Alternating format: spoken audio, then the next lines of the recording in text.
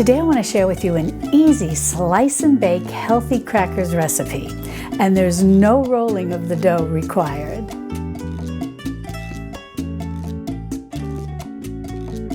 Hi sweet friends, I'm Mary and welcome to Mary's Nest, where I teach traditional cooking skills for making nutrient-dense foods like bone broth, ferment, sourdough, and more. So if you enjoy learning about those things, consider subscribing to my channel.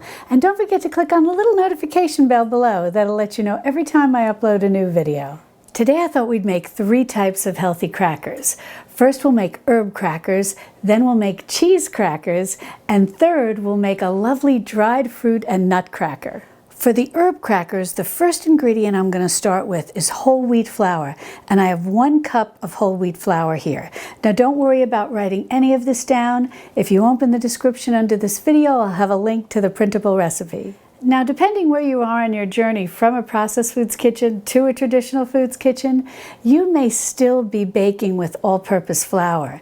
And if you want to make these crackers with all-purpose flour, you certainly can.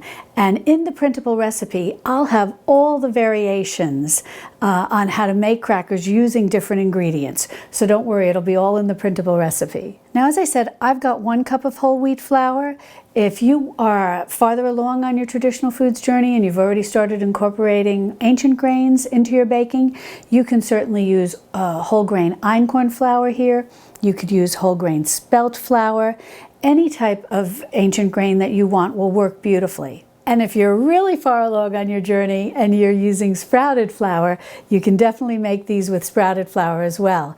And if that's something that you're interested in learning how to do, how to make your own homemade sprouted flour, I have a video where I walk you through all the steps on doing that, and it's actually easier than you might think. It's the sprouting time, it gives you free time. But in any event, I'll link to that video in the iCards and in the description below. Now, since I am using a whole wheat flour here, I am also into my dry ingredients going to add 2 tablespoons of a sweetener. And what I've got here are 2 tablespoons of sucanat. It's just dried sugarcane juice. But you can use any type of sweetener that you like. If you like using coconut sugar or maple sugar or date sugar, all of those will work here. And as I mentioned with the all-purpose flour, if you're really right at the very beginning of your journey to a traditional foods kitchen, you can certainly use white sugar. Now, can you leave the sugar out? Yes, but I find that when you're baking with whole grains, and if you're new to eating baked goods that are made with whole grains, some people do find whole wheat flour and the other ancient grains as well to be a little bitter. And so by adding a little bit of sweetener into your flour, it does help offset any of that bitterness that you may experience. So I'm going to go ahead and just sprinkle that right in. And then the next thing that I'm going to put in is 1 teaspoon of salt. And I'm just using a fine ground sea salt. You can use whatever you have. Now for these herb crackers, I'm going to add 1 teaspoon of dried herbs. Now this is where you can really have a lot of fun. You can basically add anything that you want. This is just a dried herb mixture. You could add just oregano or just basil or just rosemary. They can be fresh, they can be dried. Any way that you want to add them in. You could also add in some chili powder or onion powder or garlic powder. You can really change these up to make very different flavored crackers and to suit what you might enjoy. So you can definitely experiment with that. And in the printable recipe, I'll list a lot of options and how much you would want to add. So because for example, if you use rosemary, which is very strong, you'll want to use a little less than a teaspoon. But for this dried herb mixture, I've got a 1 full teaspoon, and I'm just going to go ahead and sprinkle that in. That's my oven. You have to preheat your oven to 350 degrees Fahrenheit. Then all you want to do is just mix in your spices or your herbs, whatever you're using, along with your salt into your flour, just to make sure that everything is well incorporated and well distributed. Next, you want 4 tablespoons of cold butter, and you just want to cut up into cubes. And we're going to go ahead and dump this right into our flour. And now with a clean hand, we're just going to work this butter into the flour till we get a nice crumbly mixture. So all you want to do is with your clean hand, just work that butter into the flour mixture. And you'll just be kind of squeezing the butter through your hand, and little by little it'll start to become all incorporated with the flour mixture. And then what you'll find is you can squeeze some in your hand and it'll stay together, but with a very light touch it'll easily crumble. And then you know you're all set. You've got the butter beautifully mixed in and incorporated with your flour mixture. Next, we're going to take a 1/4 cup of cream. This is just heavy cream. We're going to make a little well in the middle of our flour and butter mixture, and we're going to go ahead and pour in our cream. Now, all we need to do is simply form this flour butter mixture along with that little bit of cream and form it into a nice dough. That'll only take about 30 seconds or so, and your mixture will form into a nice little ball of dough. And you'll know that you did it correctly because your bowl will basically be clean. Next, you want to take your dough ball and just put it on a flat surface, and you shouldn't need any flour. It shouldn't stick. If it does, you can always just sprinkle down a little flour, but it should be okay. And what you want to do is start rolling this into a log. Now, after you roll out your log and you get it to about 2 inches in diameter, it's going to be about 4 inches long. Now, this may seem small to you, but we're going to make 3 varieties. If you wanted to just say make the herb crackers, then you would just triple this recipe, then you'd have a longer log. Now, once you have your log all rolled out, you have some options. If you want, you can roll this in herbs. You could roll it in seeds like sesame seeds or poppy seeds. You could roll it in a little flaked salt. There's a lot of different things you can do. It's so much fun making homemade crackers, and as you see, it's very easy. And once you do this, you're never going to buy crackers again, because you can make a healthy version and you can have endless varieties. Now for these for today, I'm just going to keep them plain. But what you'll want to do next is get a piece of plastic wrap and then just put your little log right in your plastic wrap and just wrap it right up.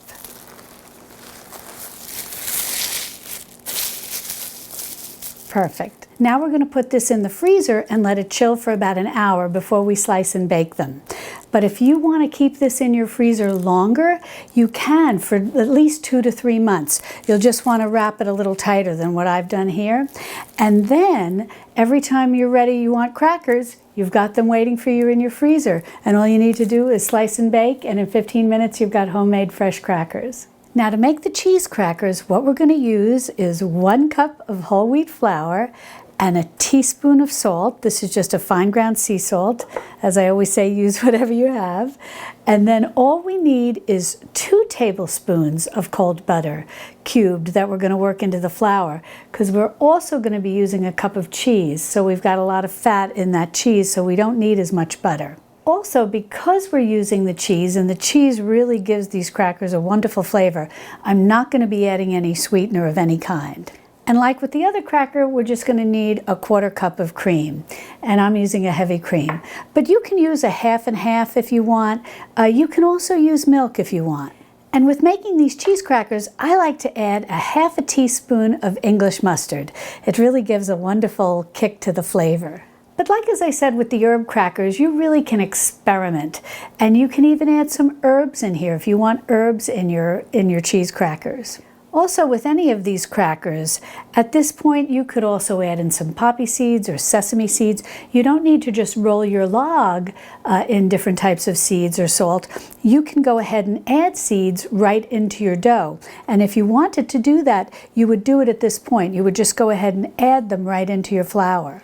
And basically, if you wanted to add in some very small seeds like the poppy seeds or the sesame seeds, you would be looking at only adding in about a tablespoon at this point. But I'm going to keep it simple, and I'm just going to put in my salt and my English mustard powder. Then we just want to stir this around real well like we did with the other, just to get everything well incorporated and distributed throughout the flour. Now, if you don't have dry mustard powder, but you'd like to add some mustard to your crackers, you can definitely do that.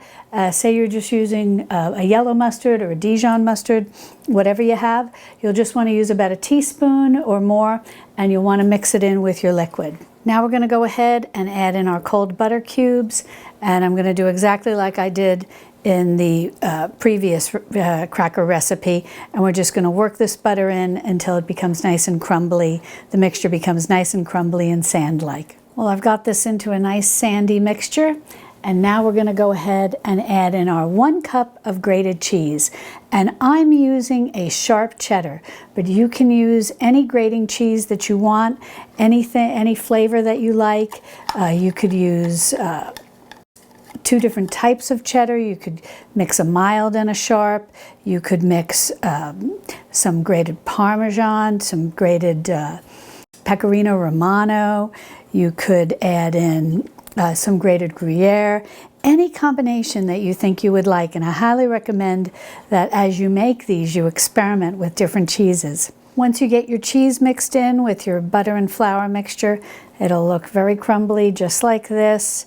You'll see the little bits of cheese mixed in amongst the flour. That's perfect. This is exactly the consistency that you're looking for.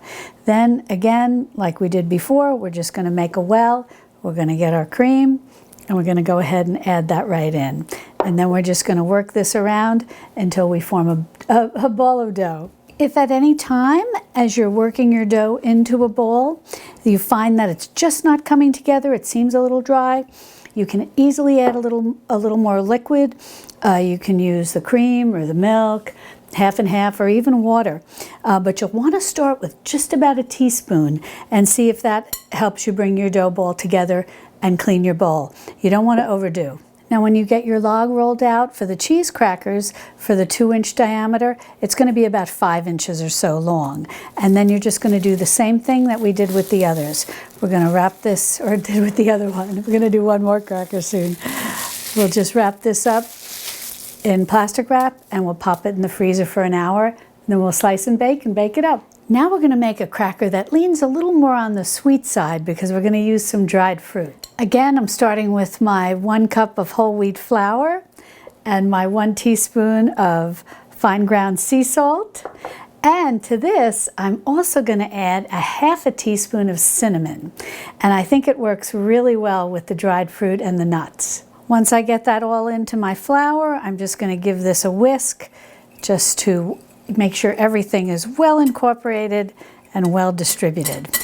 Now we're going to go ahead and add in 4 tablespoons of cold butter, and we're going to do just like we did before. We're going to work this into our flour mixture until it's nice and crumbly and sort of sand-like. Now, I decided to use cinnamon, but you really have a lot of options.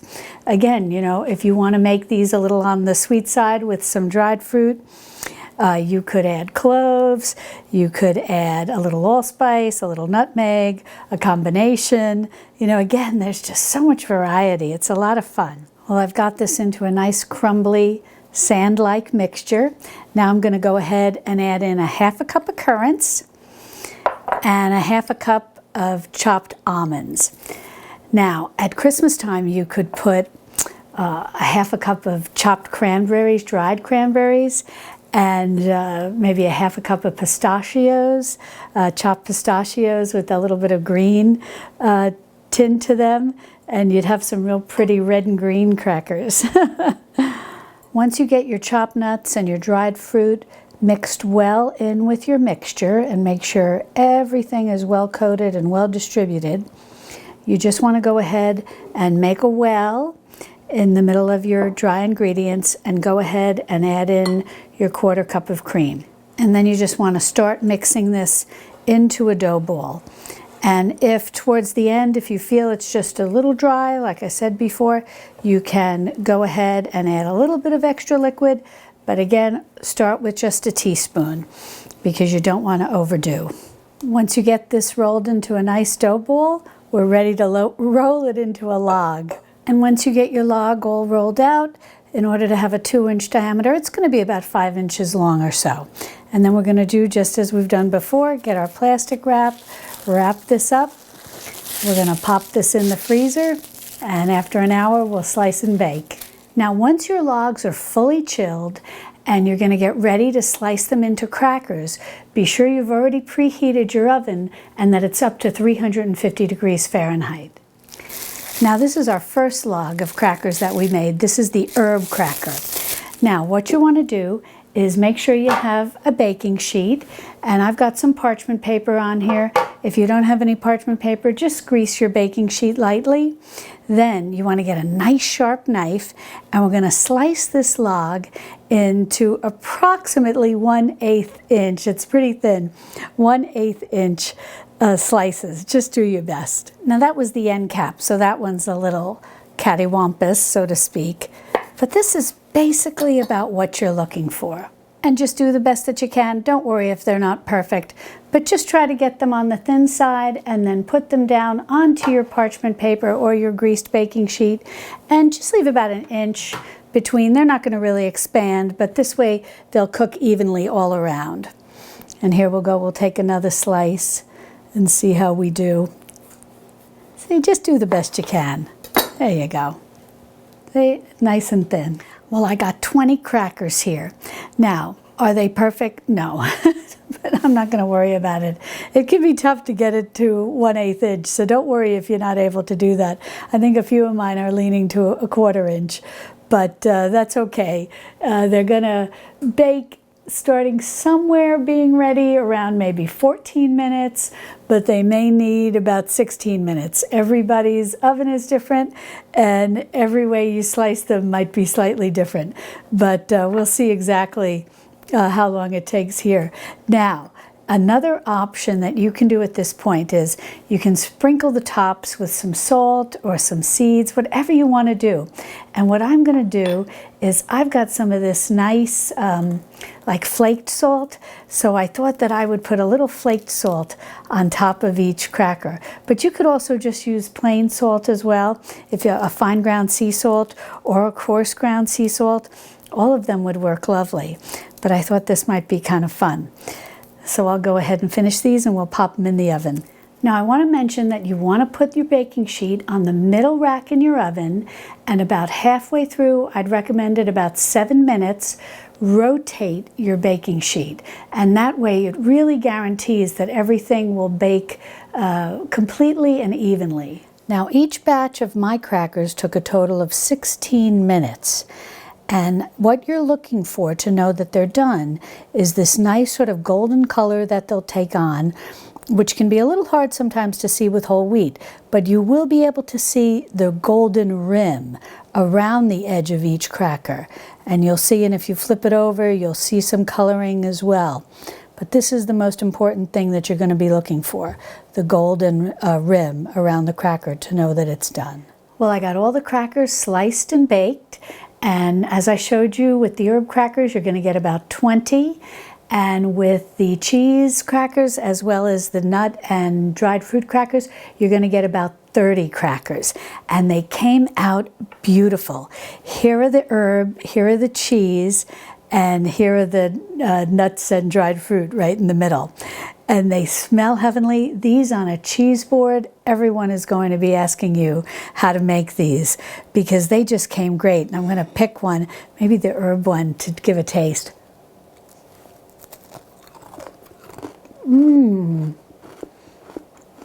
Oh, so tasty. You can really tell they're homemade. They're just so fresh. Delicious. You're going to love these. Well, if you'd like more recipes for homemade items like this, be sure to click on this video over here where I show you how to make your own homemade flaked cereal. Never buy box cereal again. And I'll see you over there in my Texas Hill Country kitchen. Love and God bless.